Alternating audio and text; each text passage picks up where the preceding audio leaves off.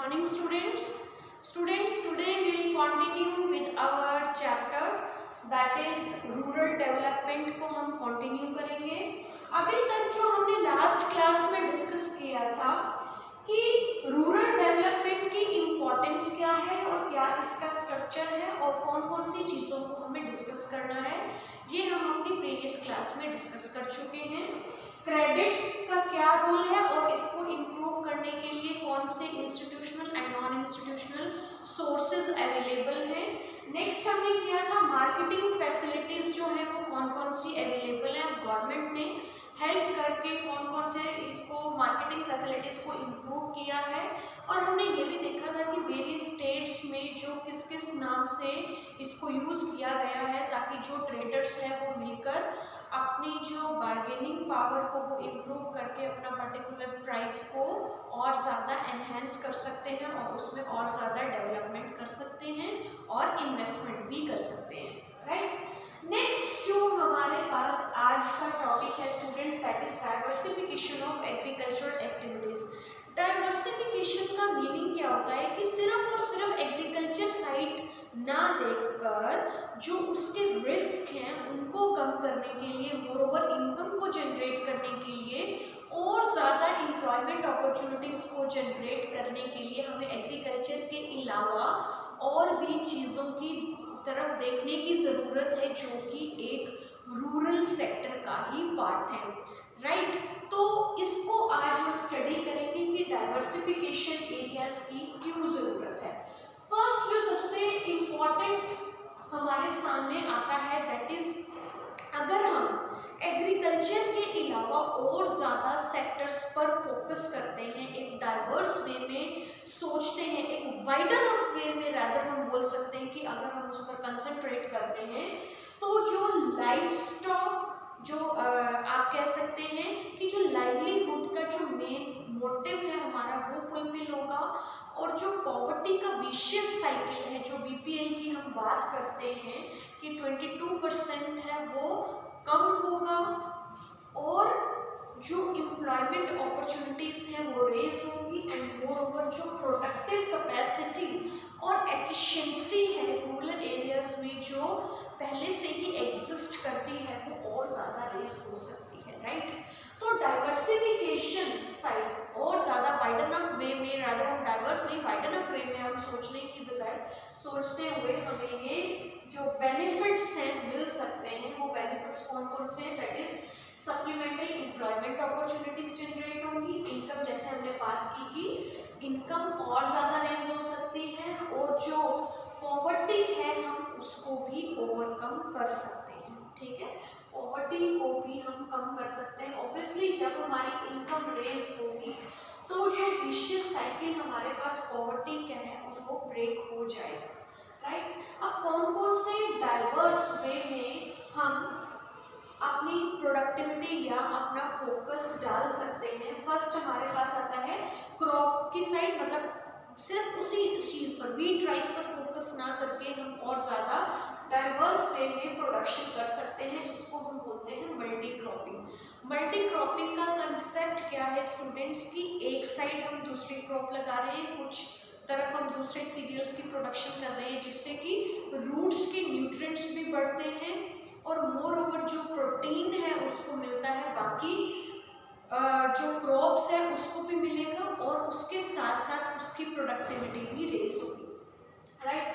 जो cash crops है सिर्फ फूड क्रॉप्स की साइड प्रोडक्शन ना करके कैश क्रॉप साइड भी प्रोडक्शन करना चाहिए, यानी कि जैसे कॉटन है, जूट है, जिसकी कि सेकेंडरी सेक्टर में और टर्शरी सेक्टर में और ज़्यादा डिमांड है, तो उस साइड भी हम अपने फोकस को ले जाके अपने क्रॉप प्रोडक्टिविटी को और एनहांस कर सकते हैं जिससे कि हमारा जो रूरल डेवलपमेंट का मेन एम था वो फुलफिल होगा। नेक्स्ट है वैरायटी ऑफ क्रॉपिंग, यानी कि जैसे हमने मल्टी क्रॉपिंग बात की थी कि इससे क्या होगा, जो क्रॉप्स हैं उसकी प्रोडक्टिविटी भी बढ़ेगी और हमें वैरायटी ऑफ जो क्रॉप्स है वो भी अवेलेबल होंगे जिससे कि हमारा रिस्क कवरेज भी कम हो जाएगा। और इसके अलावा जो नॉन फार्म एक्टिविटीज़ की हम बात करते हैं वो कौन कौन सी हैं, जैसे ये कैश क्रॉप्स की साइड यूज़ करके इंडस्ट्रियलाइजेशन यानी कि रूरल सेक्टर एरियाज में ही अपनी इंडस्ट्रीज को डेवलप किया जाए। फूड प्रोसेसिंग यूनिट्स भी ओपन अप कर सकते हैं, क्योंकि सीजनल अनएम्प्लॉयमेंट क्रिएट नहीं होगी, जिससे कि रिस्क कवरेज कम हो जाएगा और जो विशियस साइकिल में हम फंसे हुए हैं, जो एक इंफॉर्मेशन है हमारी और ज़्यादा रेज होगी। नेक्स्ट हम बात कर सकते हैं कि जैसे टूरिज्म सेक्टर को हम और ज़्यादा डेवलप कर सकते हैं रूरल एरियाज में, राइट। अपने कल्चर से अवेयर करवा सकते हैं, जिससे कि एक सोशियो इकोनॉमिक जो स्ट्रेंथ है हमारी इकोनॉमी को वो मिलेगी। लेदर इंडस्ट्री, जैसे लेदर इंडस्ट्री है, जैसे इसको भी हम और ज़्यादा एनहांस कर सकते हैं, जिससे कि क्या होगा, इनकम भी आएगी और इन्वेस्टमेंट भी बढ़ेगी और हमारा जो काम है, जो हमारे रिसोर्सेज रूरल एरियाज में एग्जिस्ट करते हैं, उनको हम प्रॉपरली यूज कर सकते हैं, राइट। नेक्स्ट हमारे पास आती है प्रोडक्टिव एक्टिविटीज। हम कौन कौन सी और डाइवर्सिफाई वे में इसको ओपन अप कर सकते हैं। फर्स्ट हमारे पास आती है इंफॉर्मेशन टेक्नोलॉजी साइड एक्टिविटीज, तो इनको भी हम रेज करके अपनी जो एक्टिविटीज हैं उन पर और ज़्यादा कंसंट्रेट कर सकते हैं। नेक्स्ट आता है एनिमल हस्बेंड्री। एनिमल हस्बेंड्री में जो लाइफ स्टॉक फार्मिंग है वो हमारी आ जाएगी, जैसे कि it is mainly concern with breeding, rearing and caring of the animals under livestock farming, cattle, goats, fowls, duck, goose. तो ये सारी चीज़ों को हम इम्प्रूव कर सकते हैं, जिससे कि क्या होगा कि जैसे वूल एक्टिविटीज है, वूल इंडस्ट्रीज को सेटअप कर सकते हैं। एक डायरी फार्मिंग का कंसेप्ट है, उसको ज़्यादा एनहांस कर सकते हैं। means abundant of resources are available which we can use from these type of sectors। और उसके बाद नेक्स्ट हमारे पास आता है कि एक हॉर्टिकल्चर का जो डेयरिंग का जैसे हमने कंसेप्ट स्टडी किया, कि इस तरह से क्या होगा कि एग्रीकल्चर के अलावा जो भी हमारे पास रिसोर्सेज अवेलेबल हैं उनको हम पूरी तरह से यूज कर रहे हैं। नेक्स्ट आता है हॉर्टिकल्चर, यानी कि सीरियल्स की तरफ ना जाकर सिर्फ वेजिटेबल्स, फ्रूट्स, इसकी भी हम प्रोडक्टिविटी कर सकते हैं और इससे और ज़्यादा हमारे पास इन्वेस्टमेंट आ जाएगी, जिससे कि हमारा रिस्क कवरेज भी कम हो जाएगा। और जो ये सेक्टर है सबसे ज़्यादा डेवलप करता है और इस सेक्टर में डेवलप करके हम एक्सपोर्ट कर सकते हैं, जिससे कि हमारी इनकम और ज़्यादा रेज होगी। नेक्स्ट है fisheries activities. Fisheries activities students आपको पता है कि जो इंडिया है वो सबसे ज़्यादा एक्सपोर्ट करता है फिशेस का। फिशिंग सेक्टर जो है वो सबसे ज़्यादा डेवलप है, लेकिन इसकी भी कुछ लिमिटेशंस हैं कि यहाँ पर जो अनएम्प्लॉयमेंट है वो भी ज़्यादा है और इन सब एक्टिविटीज़ में इन्वॉल्व होगी, इसको भी हम रिस्क कवर कर सकते हैं और अपनी प्रोडक्टिविटी को भी रेज कर सकते हैं, राइट। तो these are the various types of diversification. Information technology की अगर हम बात करते हैं तो आज के टाइम पर अगर हमें किसी भी सेक्टर को डेवलप करना है, चाहे वो एग्रीकल्चर सेक्टर हो, चाहे वो सेकेंडरी सेक्टर हो, स्टूडेंट्स चाहे वो टर्शरी सेक्टर ही क्यों ना हो, जब तक इंफॉर्मेशन टेक्नोलॉजी, हमें टेक्नोलॉजी की नॉलेज नहीं है, हम किसी भी साइड की नॉलेज को गेन नहीं कर सकते। तो that is really very important कि इंफॉर्मेशन टेक्नोलॉजी अगर डेवलप हो जाए तो ये सारी प्रॉब्लम्स को जो हम फेस कर रहे थे और जो हमारा एस्पेक्ट है रूरल डेवलपमेंट को और ज़्यादा इम्प्रूव करने का, तो ये सबसे ज़्यादा कवर अप होगा with the help of this information technology, right. तो इस तरह से हम इससे बहुत ज़्यादा हेल्प ले सकते हैं। नेक्स्ट हमारे पास आता है sustainable development and organic farming. अब आपको पता है स्टूडेंट्स कि अगर हम फील्ड के ऊपर लगातार केमिकल्स, फर्टिलाइजर्स का यूज करते जाएंगे तो वो जो केमिकल्स हैं वो सॉइल में आ जाते हैं और सॉइल के थ्रू हमारी बॉडी में आ जाते हैं और जिससे कि क्या होगा, हम बहुत सारे अननोइंगली जो डिजीजेस हैं वो और ज़्यादा स्प्रेड होते जाएंगे।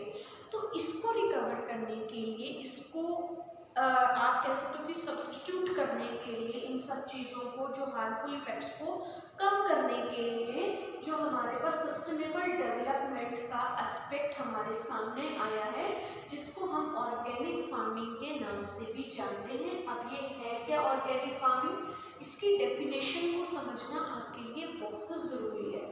It means organic farming is that type of agriculture that relies on the technique. Mainly farming ये और कुछ नहीं है कि हम कहीं और से इसको डेवलप कर रहे हैं। That means it is just a technique such as crop rotation, कि क्रॉप्स का रोटेशन होना चाहिए, एक साइंटिफिक मेथड है क्रॉप प्रोडक्टिविटी का, ठीक है। ग्रीन मैन्योर को यूज करना, बायोलॉजिकल मेथड से पेस्ट को कंट्रोल करना, that help in this type, ठीक है। तो ऑर्गेनिक फार्मिंग ये है कि एक नेचुरल वे में सॉइल की प्रोडक्टिविटी, सॉइल की फर्टिलिटी को नुकसान ना पहुंचाते हुए फार्मिंग करना, that is what called organic farming. अब इससे मिलने वाले बेनिफिट्स कौन कौन से, एक तो इकोनॉमिकल फार्मिंग होगी, दैट मीन्स जो भी हमारे पास रिसोर्सेस हैं हम उसको अवेल करेंगे, जो केमिकल्स हैं उसकी साइड हम नहीं जाएंगे। It generates maximum income through export, और ऐसे प्रोडक्ट से हम प्रोडक्टिविटी को भी रेज कर सकते हैं एक नेचुरल वे में, और एक्सपोर्ट करके अपनी इनकम को भी रेज कर सकते हैं। और ऑर्गेनिक फार्मिंग में और क्या हो सकता है कि एम्प्लॉयमेंट अपॉर्चुनिटीज को भी रेज कर सकते हैं, क्योंकि जब हमारा ये आईटी सेक्टर डेवलप होगा तो इस चीज़ को यूज करके अगर हम यहाँ पर अप्लाई करते हैं तो इससे बहुत ज़्यादा एम्प्लॉयमेंट अपॉर्चुनिटीज को हम रेज कर सकते हैं। और रैदर एक बेनिफिट जो सबसे इम्पॉर्टेंट है ऑर्गेनिक फार्मिंग का, that is safety of the environment, यानी कि इससे जो हमारा इकोलॉजिकल बैलेंस है वो मेंटेन रहेगा, राइट। अब जो ऑर्गेनिक फार्मिंग और जो सस्टेनेबल डेवलपमेंट की हम बात करते हैं, सबसे ज़्यादा चैलेंजेस हमारे सामने कौन कौन से हैं, दैट इज लेस पॉपुलर, जो इसकी अभी इतनी ज़्यादा इम्पोर्टेंस लोगों को नहीं पता है, ठीक है। और सबसे ज़रूरी है कि ये infrastructure, lack of infrastructure marketing facilities, जो क्योंकि मेन प्रॉब्लम इसमें क्या आती है ऑर्गेनिक फार्मिंग में, जो केमिकल स्प्रे है और ऑर्गेनिक प्रोडक्ट्स हैं, ऑर्गेनिक प्रोडक्ट्स की जो लाइफ है वो कम होती है as compare to the chemical use fertilisers produce, right. तो यहाँ पर इंफ्रास्ट्रक्चर जो फैसिलिटीज है वो उस अकॉर्डिंगली प्रॉपर रिक्वायरमेंट नहीं दे पाता है। यहाँ पर सबसे बड़ी प्रॉब्लम आती है low yield as compare to the chemical fertilizers. तो यहाँ पर ये सबसे ज़्यादा ऑर्गेनिक फार्मिंग के लिए चैलेंजेस है। शॉर्टर लाइफ होती है, और जो कुछ एक क्रॉप्स पर ही आप सिर्फ ऑर्गेनिक फार्मिंग को यूज कर सकते हो, सभी के ऊपर यूज नहीं कर सकते हो। सो ओवरऑल अगर हमने देखा है तो कि ओवरऑल डेवलपमेंट जो है रूरल एरियाज की वो किस तरह से हो सकती है, तो अभी भी हमारे सामने बहुत सारे चैलेंजेस हैं, जैसे कि क्रेडिट फैसिलिटीज प्रॉपर सबको नहीं मिल पा रही हैं, मार्केटिंग फैसिलिटीज भी जो गवर्नमेंट ने चलाई हुई हैं उतनी ज़्यादा लोग अवेल नहीं कर पाते due to lack of information. Diversification agriculture activities में भी जो चैलेंजेस हैं, जो लोगों तक इसको हम और ज़्यादा रेस कर सकते हैं कि इससे भी इन सब चीज़ों में भी इन्वॉल्व होकर वो अपने विशियस साइकिल को तोड़ सकते हैं, उसके जो नेटवर्क है उसको बिल्डअप करने से रोका जा सकता है।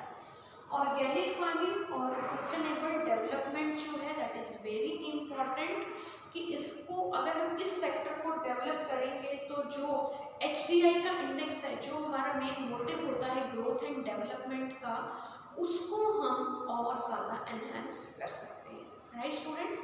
तो आपने इस चैप्टर को अच्छे से पढ़ना है, पॉइंट्स बनाने हैं, और इसका जो डाटा है उसको अच्छे से रीड करना है, पॉइंट्स में लिखना है, that is really very important, right. So students, with this your chapter is over.